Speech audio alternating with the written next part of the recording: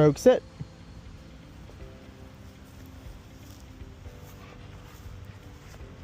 Hey there, Zach with the Matson Pack Dog Training.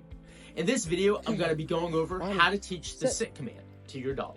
The sit command is one of the most well-known obedience commands in dog training, and it is also a very simple obedience command to teach to your dog. Some practical applications of utilizing the sit command is when you are in public places. You can tell your dog to go into a sit when you're busy interacting with other people, going to pick up an item, or waiting in a line. And of course, telling your dog to sit so you can snap a nice little pet photo is always a plus. In order to teach the sit command, start by giving your dog the command to sit. Buddy, then sit. You will want to use your leash and collar to guide the dog in an upward position so that their head goes up and their butt goes down to the ground. If your dog is struggling to move their butt to the ground, you can slide your hand down their back and tuck their tail under their butt. This gentle sliding motion on the dog's back will oftentimes cause the dog to move their butt to the ground in order to achieve the sit command. Do not put pressure on your dog's back legs or attempt to push their back legs down into a sit position. This is only going to create resistance, and the dog is not going to want to comply with the command. Once the dog is in the sit position, you can then use your release marker to release the dog, and then use your reward marker to reward them for that behavior. The first few times are always the hardest for the dog to learn. But as you continue doing this process, the dog will begin to respond faster and faster.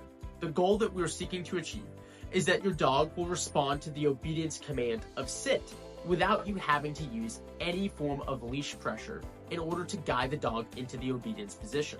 Once your dog is consistently getting into the sit position with just your verbal command, then you can begin to add duration to the obedience command.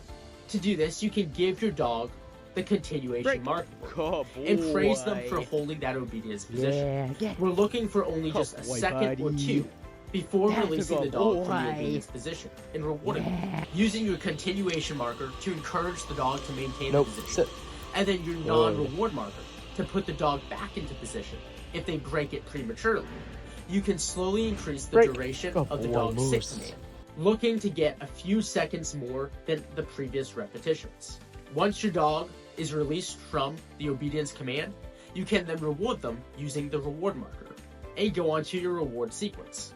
This process is continued until your dog can get into the sit position without you having to use any kind of assistance using the leash, and they can maintain the sit position for a suitable duration of time.